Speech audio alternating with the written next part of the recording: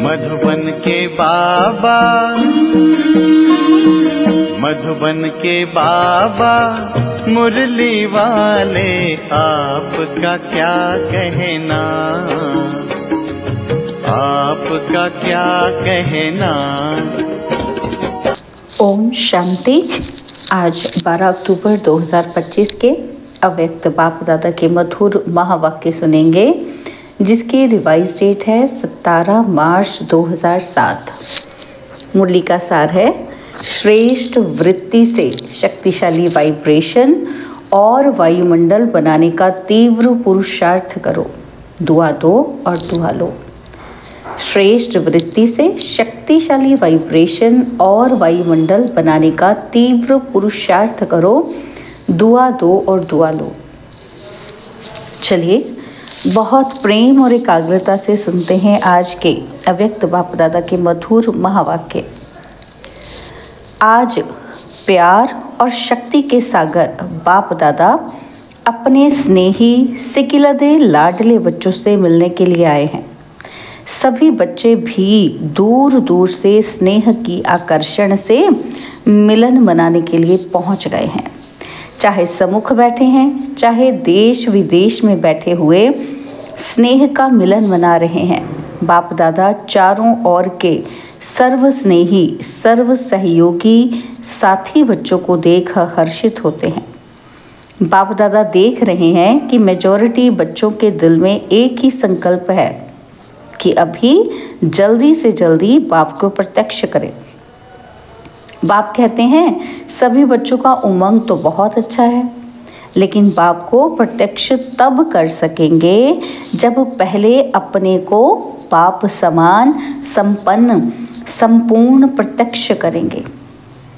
तो बच्चे पूछते हैं बाप से कि कब प्रत्यक्ष होगा, और बाप बच्चों से पूछते हैं कि आप बताओ, आप कब स्वयं को बाप समान प्रत्यक्ष करेंगे।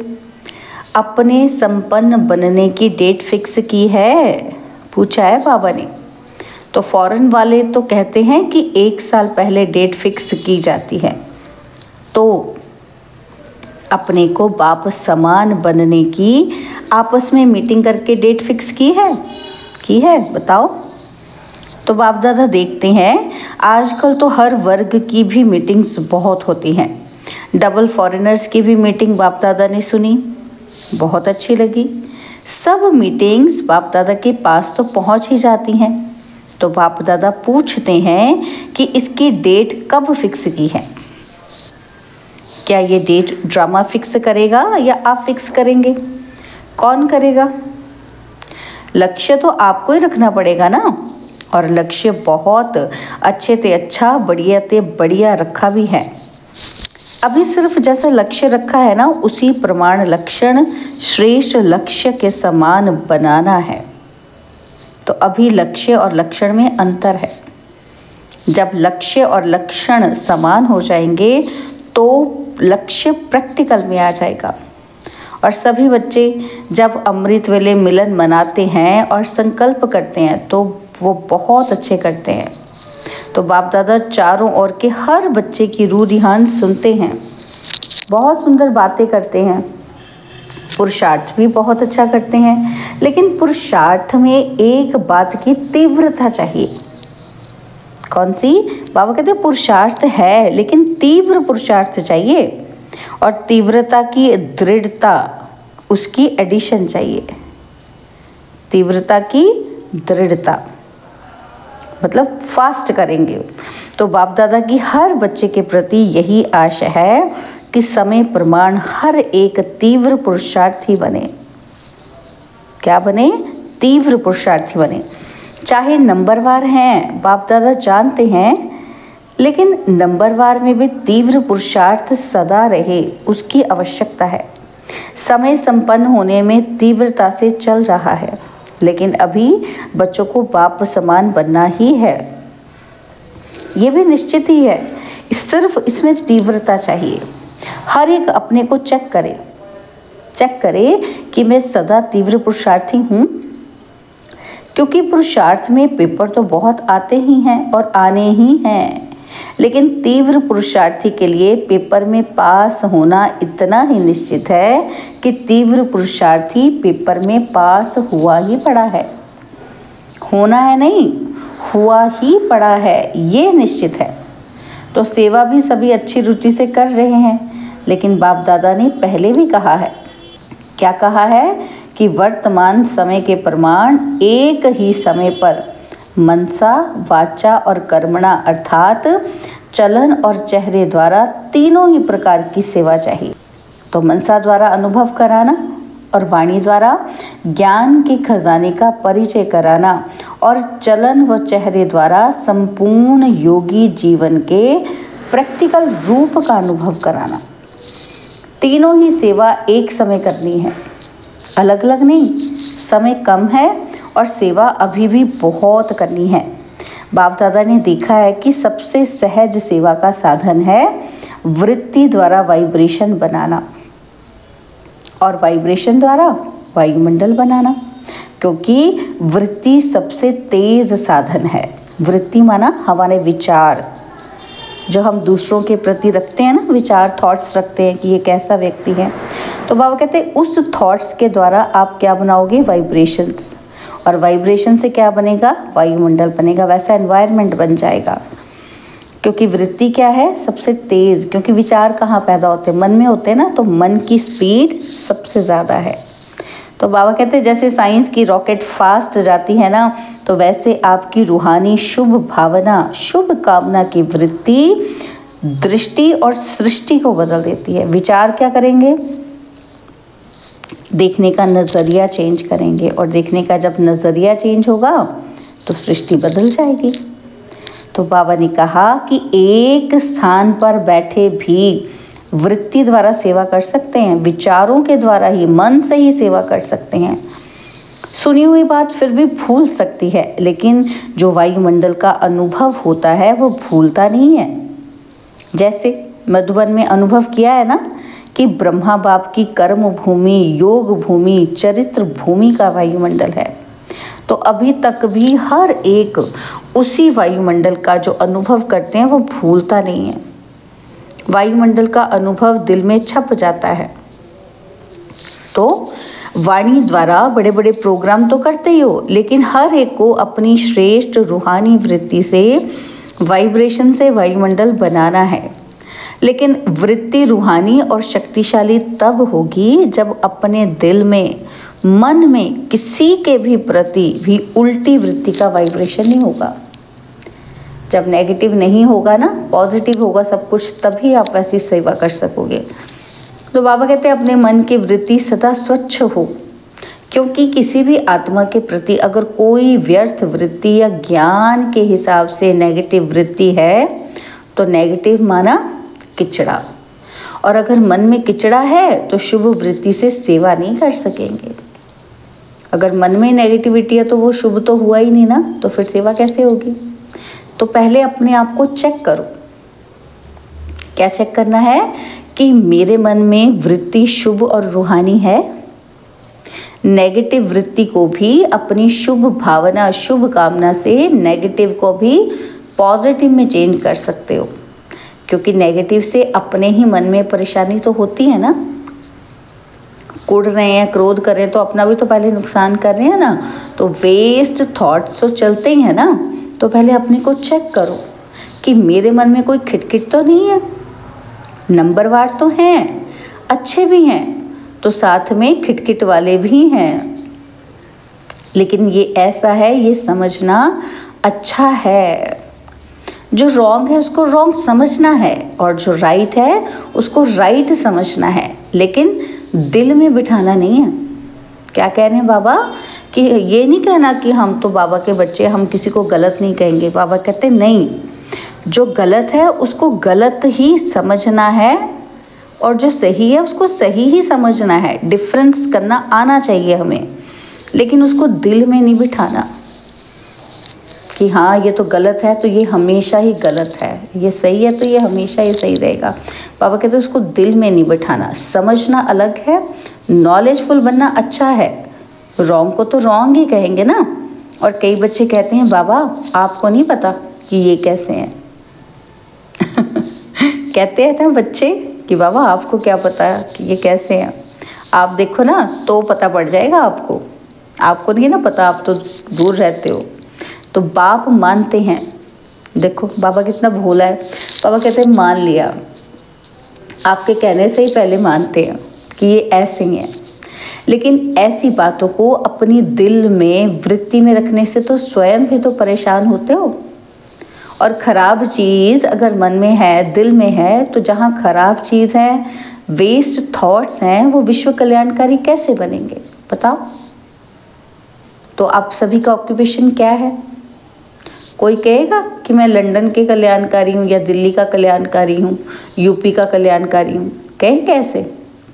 तो बाबा कहते हैं अच्छा चलो जहाँ भी रहते हो, चलो देश नहीं तो सेंटर के कल्याणकारी हैं, कैसे कहते हो ऐसे? बाबा कहते हैं ऑक्यूपेशन तो सब यही कहते हैं ना कि मैं विश्व कल्याणकारी हूँ, तो सब कौन हो? विश्व कल्याणकारी हो हैं तो फिर हाथ उठाओ। फिर सभी ने हाथ उठा लिया। तो बाबा कहते बताओ अब कि विश्व कल्याणकारी हो? पक्का विश्व कल्याणकारी? अच्छा, तो मन में फिर कोई भी खराबी तो नहीं है? पूछा है बाबा ने, चेक करके बताएंगे इसका उत्तर बाबा को। बाबा कहते समझना अलग चीज़ है, समझो भले कि ये राइट है ये रॉन्ग है, आपको पता लगना चाहिए कि हाँ ये सही है या गलत है, लेकिन मन में नहीं बिठाना है इसको।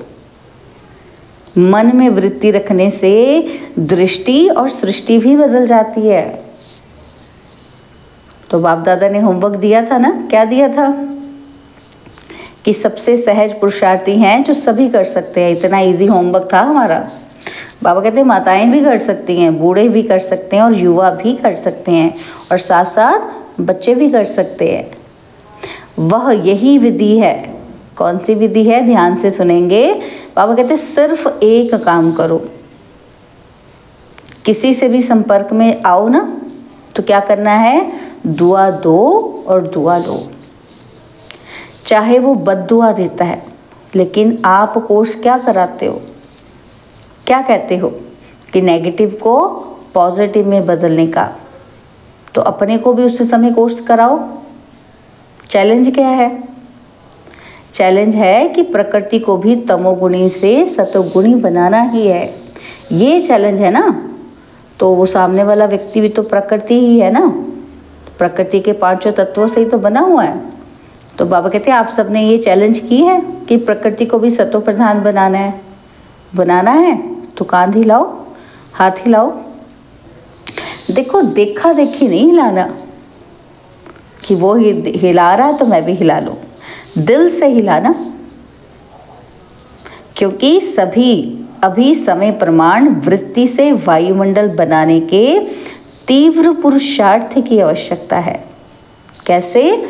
मतलब मेरा मन इतना स्ट्रांग हो जाए, मेरा मन इतना पॉजिटिव हो जाए और वो हमेशा रहे, तभी मैं वायुमंडल बना सकूंगी, तभी पॉजिटिव वायुमंडल क्रिएट कर सकेंगे हम। तो बाबा कहते हैं इसमें तेज पुरुषार्थ करना है मुझे, ढीला ढाला नहीं करना, सोच सोच के नहीं पॉजिटिव होना, नहीं, बस पॉजिटिव हमेशा। तो बाबा कहते हैं ऐसे तीव्र पुरुषार्थ की आवश्यकता है। तो वृत्ति में अगर ज़रा भी किचड़ा होगा ना, तो वृत्ति से वायुमंडल फिर कैसे बनाएंगे? किचड़ा माना वेस्ट, नेगेटिव। तो प्रकृति तक आपका वाइब्रेशन जाएगा, वाणी तो नहीं जाएगी ना। तो वाइब्रेशन जाएगा और वाइब्रेशन बनता है वृत्ति से, और वाइब्रेशन से फिर वायुमंडल बनता है। तो मधुबन में भी सब एक जैसे तो नहीं है ना, लेकिन ब्रह्मा बाप और अनन्य बच्चों की वृत्ति द्वारा, तीव्र पुरुषार्थ द्वारा वायुमंडल बना है। ऐसे ही नहीं बन गया मधुबन का वायुमंडल। कैसे बना? ब्रह्मा बाप और अनन्य बच्चों की वृत्ति द्वारा, उनके प्योर वाइब्रेशंस के द्वारा, उनके तीव्र पुरुषार्थ के प्योर वाइब्रेशन द्वारा, तभी वायुमंडल बना है। तो आज आपकी दादी याद आ रही है, तो दादी की क्या विशेषता देखी कि कैसे कंट्रोल किया ना दादी ने। कभी भी कैसी भी वृत्ति वालों की कमी दादी ने मन में नहीं रखी, सभी को उमंग दिलाया। आपकी जगदम्बा माँ ने वायुमंडल बनाया। जानते हुए भी अपनी वृत्ति सदा शुभ रखी, जिसके वायुमंडल का अनुभव फिर आप सभी अभी कर रहे हो ना।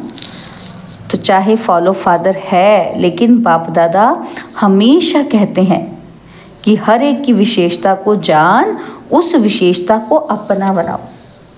क्या करना है हमें? सबकी विशेषता देखनी है और उस विशेषता को हमने कैच करना है, अपनी बनाना है। और हर एक बच्चे में ये नोट करना कि बाप दादा का जो बच्चा बना है ना, उस एक एक बच्चे में चाहे तीसरा नंबर है, लेकिन ये तो ड्रामा की विशेषता है। तो बाप दादा का वरदान है कि सभी बच्चों में चाहे 99 गलतियां भी हों, लेकिन एक विशेषता ज़रूर है, और जिस विशेषता से मेरा बाबा कहने का हकदार है। देखो बाबा ने कितनी बड़ी बात कही। बाबा कहते हैं 100 में से अगर 99 गलतियां भी है ना, लेकिन एक विशेषता ज़रूर है जिसके कारण उसको ये हक मिला है मेरा बाबा कहने का।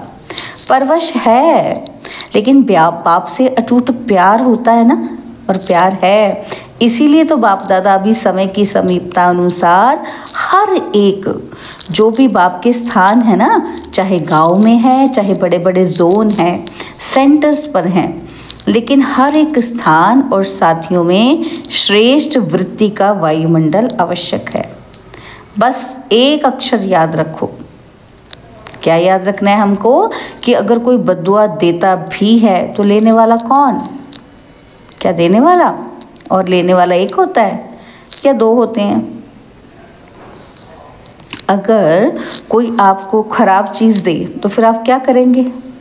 अपने पास रखेंगे या वापस करेंगे या फेंक देंगे? ये अलमारी में संभाल के रखेंगे? क्या करेंगे? फेंकेंगे ना। तो फिर दिल में संभाल के नहीं रखना, क्योंकि आपकी दिल क्या है? बाप दादा का तख्त है। इसलिए एक शब्द अभी मन में पक्का याद कर लो, मुख में नहीं, मन में याद करो। क्या याद करना है? कि दुआ देना है और दुआ लेना है।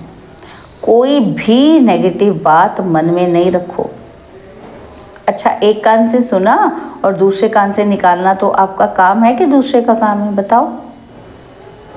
तभी तो विश्व में आत्माओं में फास्ट गति की सेवा वृत्ति से वायुमंडल बनाने की कर सकेंगे। अगर बातें सुन सुन के दिल शिकस्त होते रहे तो फिर वायुमंडल कैसे बनाएंगे? है ना। तो बाबा कहते हैं विश्व परिवर्तन करना है ना, तो फिर क्या याद रखेंगे? याद रखा मन से? क्या याद रखा? दुआ शब्द याद रखो बस। क्योंकि आपके जड़ चित्र क्या देते हैं मंदिरों में? क्या देते हैं? दुआ देते हैं ना। तो मंदिर में जाते हैं तो क्या मांगते हैं? दुआ ही मांगते हैं ना। तो दुआ मिलती है तभी तो दुआ मांगते हैं। तो आपके जड़ चित्र लास्ट जन्म में भी दुआ देते हैं, वृत्ति से उनकी कामनाएं पूरी करते हैं। वृत्ति माना विचारों से तो करते हैं ना, मन से करते हैं, है ना। तो बाबा कहते देखो आपके चित्र आज तक भी आपको दुआएं दे रहे हैं।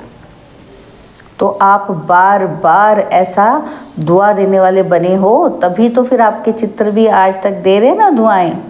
चलो, परवश आत्माओं को अगर थोड़ा सा क्षमा के सागर के बच्चे क्षमा दे दी तो अच्छा ही है ना। कौन हूँ मैं? क्षमा के सागर की संतान। तो दे दी तो फिर क्या हो गया? माफ़ी दे दी थोड़ी सी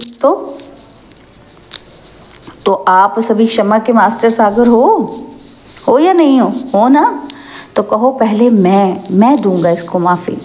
तो इसमें हे अर्जुन बनो, ऐसा वायुमंडल बनाओ जो कोई भी सामने आए वो कुछ ना कुछ स्नेह ले, सहयोग ले, क्षमा का अनुभव करे, हिम्मत का अनुभव करे, सहयोग का अनुभव करे और आपसे उमंग उत्साह का अनुभव करे।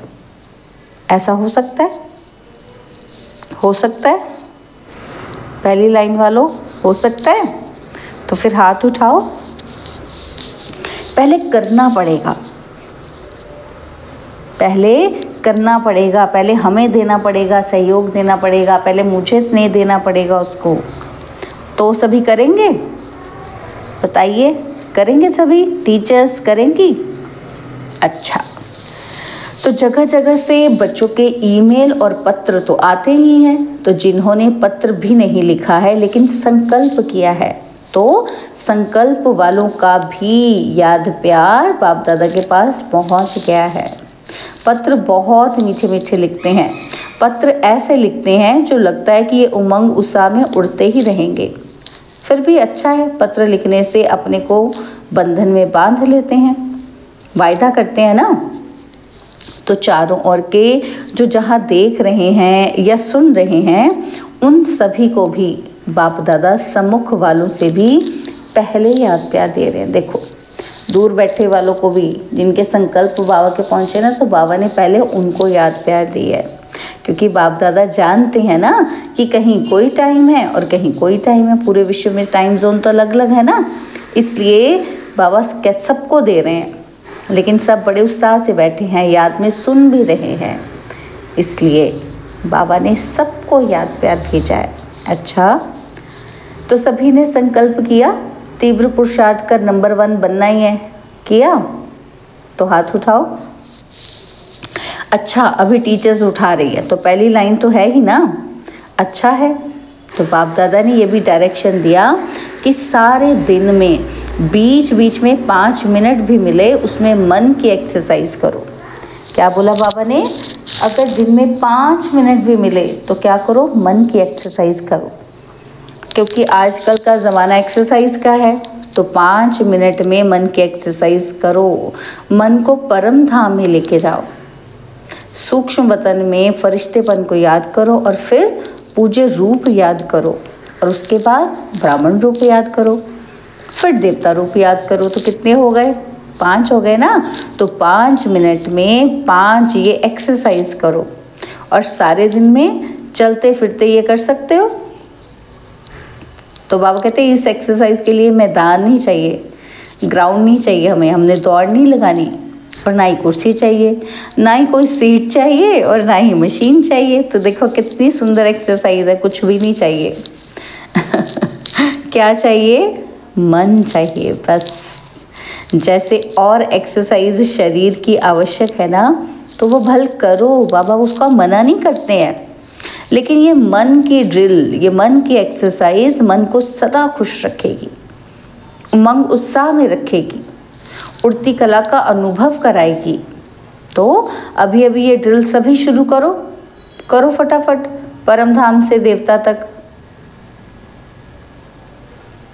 अच्छा, चारों ओर के सदा अपनी वृत्ति से रूहानी शक्तिशाली वायुमंडल बनाने वाले तीव्र पुरुषार्थी बच्चों को, सदा अपने स्थान और स्थिति को शक्तिशाली वाइब्रेशन में अनुभव कराने वाले दृढ़ संकल्प वाले श्रेष्ठ आत्माओं को, सदा दुआ देने और दुआ लेने वाले रहम दिल आत्माओं को, सदा अपने आप को उड़ती कला का अनुभव करने वाले डबल लाइट आत्माओं को बाप दादा का याद प्यार और नमस्ते।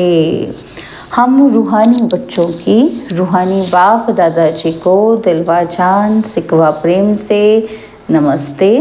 ओम शांति। प्यारे बाबा, मीठे बाबा, मेरे बाबा, शुक्रिया बाबा, शुक्रिया बाबा, शुक्रिया। बाबा ने आज हमें वरदान दिया,